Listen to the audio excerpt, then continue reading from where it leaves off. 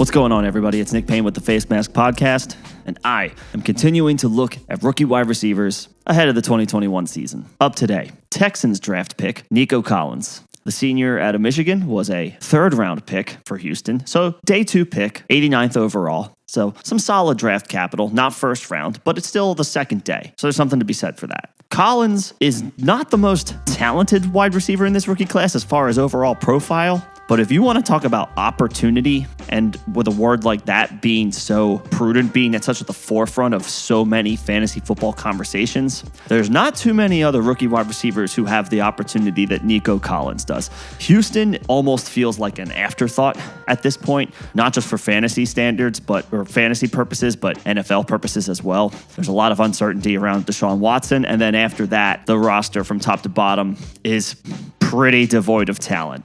Wouldn't surprise anybody if Houston ended up with the number 1 overall pick in the 2022 draft. It's not looking good for the Texans. For wide receiver, you've got Brandon Cooks, who somehow is still only 27 years old and regularly turns in 1,000-yard seasons throughout his career. It's pretty much all he does. Then you have Randall Cobb, who...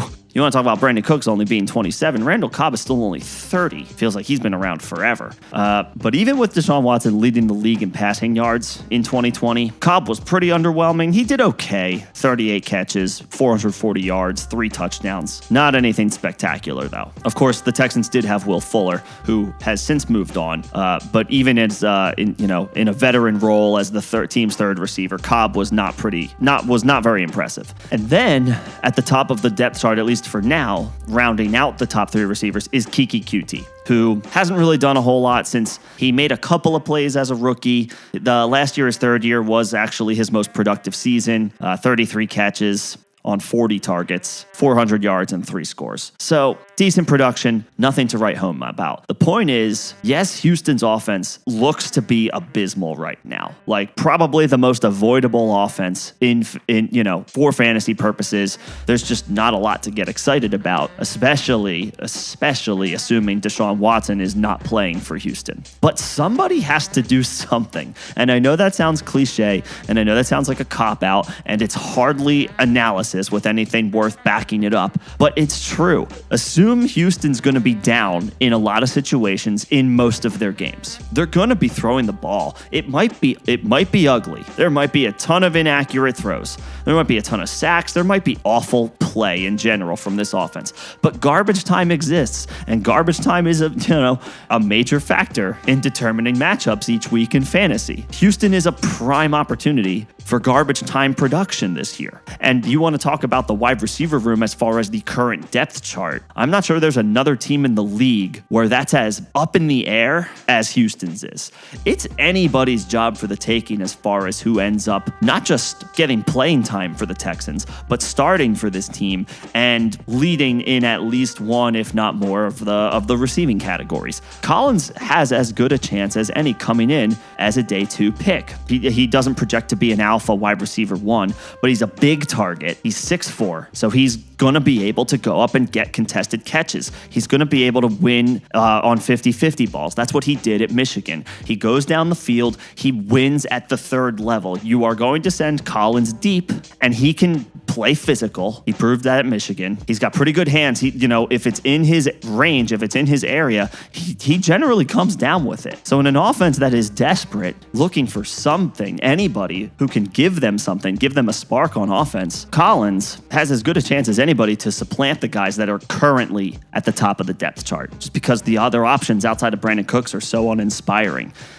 Collins' draft capital isn't super insane, like I said, day 2 pick, but when your competition for playing time and targets are guys like Randall Cobb and Kiki Kuti, you're going to get an opportunity. Now, Collins, again, is a vertical threat. You're just sending him downfield. And while he can go up and get contested catches, he's not the best. He's not known for really being able to create separation. So you can get away with just using your athleticism and using your size a little bit more in college. It's going to be a little bit different in the NFL. So he's going to have to make tough catches. He's going to have to make difficult catches. He's going to have to come down with 50-50 balls. But playing time for this offense is completely up in the air. And probably outside of Cooks, it's anybody's job as far as getting the opportunity to start for this team. Collins should get plenty of work. Houston is in a full rebuild situation, and, they couldn't really be in a worse situation as far as the talent on this roster. So it behooves them. It makes complete sense. It makes too much sense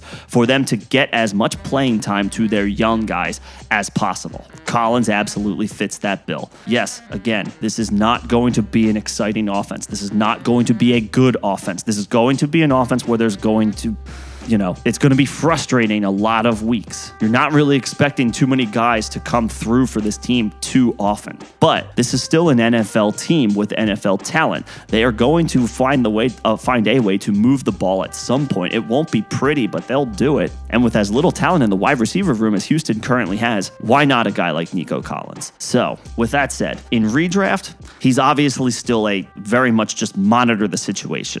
But in best ball, he's perfectly fine as one of your final picks. There are some guys, where for best ball, it's like, well, you could say that about anybody for best ball. But the difference is Nico Collins is literally able to be had at the end of drafts, can be had in the 17th, 18th round. His ADP is not high. You can wait until the end of drafts to take a shot on a 7th or 8th wide receiver who it could be ugly most weeks, but there could be a couple of weeks where just based out of opportunity, he makes something happen. He's absolutely a name worth keeping an eye on for a Houston team. They'll be looking for anybody who can step up. So what do you guys think? Do you think that's Collins? Do you think he has that opportunity? Are you interested in him just out of, the sheer lack of all that much competition in Houston? Or are you just not worried about it? Like, Nick, I don't know who this guy is, or I know who he is, but he's not a guy that I'm paying attention to. That's fine. I just want to have a conversation about some of these guys and see where everybody's at. So let me know. Drop some comments below. We can have a conversation about this. Till then, this is Nick Payne with the Face Mask Podcast. Thanks for listening.